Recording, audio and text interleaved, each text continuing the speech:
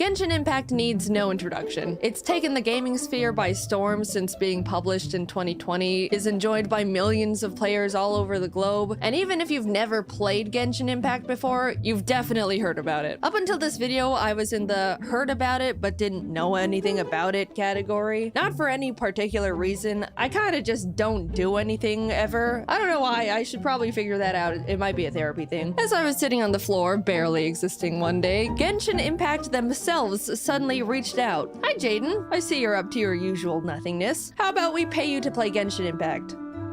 Okay, so yep, this video is surprisingly sponsored by Genshin Impact. My first sponsor on this channel, wow. Are you proud of me, parents?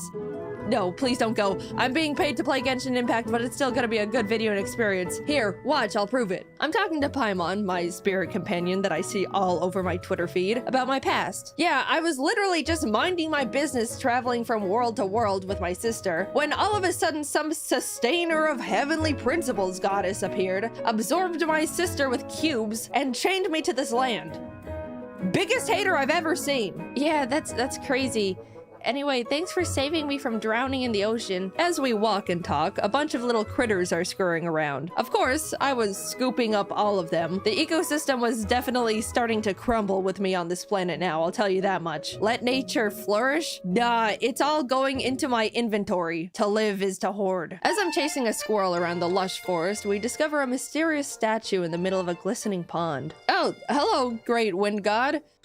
Maybe this isn't the time to have 12 lizards stuffed in my pockets. I'm suddenly granted mystical powers by the statue, and can now see the map. The city of Mondstadt is close by, so we decided to head over there to see if anyone knows anything about my lost sister. But while walking, we ended up stumbling into a strange bard talking to a dragon.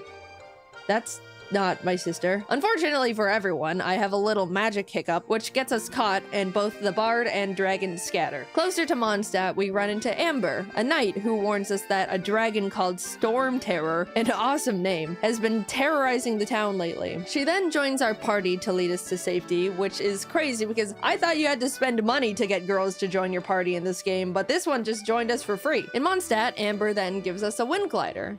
Woo! Flying! I take a running leap off the side of a building to try out my new wings when suddenly the dragon shows up and spawns a bunch of tornadoes all over the town, catapulting me into the air. With a full view of the dragon, I do what any sane person would in that scenario. Storm Terror ends up fleeing, and as a reward for shooing him off, I'm introduced to basically the protectors of Mondstadt. I'm Jean, the acting Grand Master of the Knights of Favonius. Kaya. Very impressive going up against a dragon. You're hot. They take me to various temples, crushing these dragon's breath crystals that apparently gave Storm Terror power. I was just happy to be smashing rocks though, and some random moth guy that probably has significance but he's dead now, so. As the group was talking amongst each other about important stuff like what to do next to ensure the safety of the townspeople, I wandered off and kind of started doing my own thing. Helped some people, did some cooking, fought for my life against some hyper-aggressive and pissed animo hypostasis Rubik's Cube boss named Beth I accidentally stumbled into, which definitely didn't take me way too long to defeat. Fed some ducks. I then found the bard from earlier doing a guitar solo for the town. He introduces himself as Venti and tells about how him and Storm Terror, whose real name is Dvalin, used to be friendly before it was attacked and poisoned by another dragon, leaving him bitter and angry. Venti essentially says, I can fix him. Do you want to commit a burglary with me? Yes. With a freshly stolen Holy Lyre, we were able to summon Dvalin, who pulled a bit of a tsundere and was like, if you really cared about me, then you'd come to my castle, but you probably won't because you hate me, don't you? You hate me and want me dead. I just can't do anything right. No! Dvalin, come back! Listen to this sick riff I made. Bada bing, bada boom, we entered his lair and started fighting him in a swirling vortex. No, take your time. The dragon eventually falls, we purify him, and the day is saved. Yippee! Happy dragon, happy Mondstadt, happy... Wait, I was supposed to find my sister, not fight a dragon. Even though I'm riding the high of saving all these people and a dragon and being awesome, I head off to Fontaine to continue my journey. The town sits on the edge of a cliff, sparkling waterfalls pouring off the sides around it, framed perfectly by the mountains behind. Wow, what a beautiful town. Is that girl about to jump off the cliff? The water will rise and eventually drown everyone here, leaving our Hydro Archon to sit weeping on her throne for all eternity. Hi, twin sister! Oh, sorry, did I interrupt you talking about the prophecy where everyone in Fontaine is born within sin and one day we will all dissolve in the waters? That's a classic.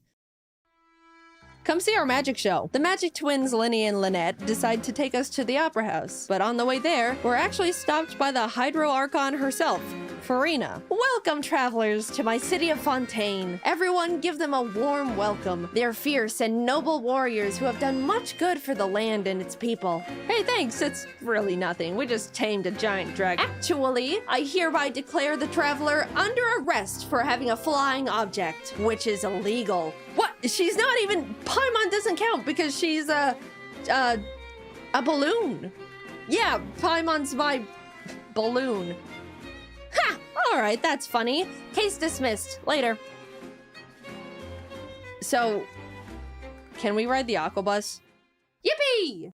We get to the Opera House and the magic show begins. Everything is going well, but as Linny was about to do a trick where he swaps boxes with a random audience member, a giant water tank falls onto the box, obliterating it. Oh my god, we killed my assistant Cowl?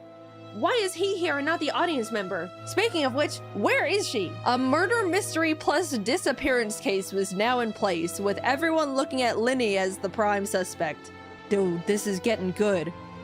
A man died. Everyone starts trying to be a hero and chime in on the court case where some guy died in quite possibly one of the most Looney Tune ways possible. But I can't really be bothered at this point and go outside to jump into the ocean. Using my new diving skills, I was able to explore the whole world the water had to offer. I was actually shocked when I first saw it because of how gorgeous it was. I don't know why the people of Fontaine are scared of these waters. It's awesome down here.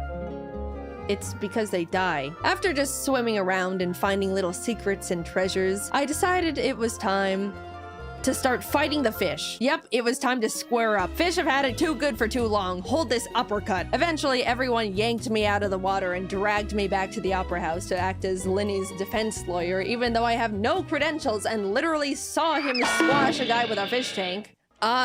Linny couldn't have killed Cowl because... Cowl killed Cowl! Dude, she's right!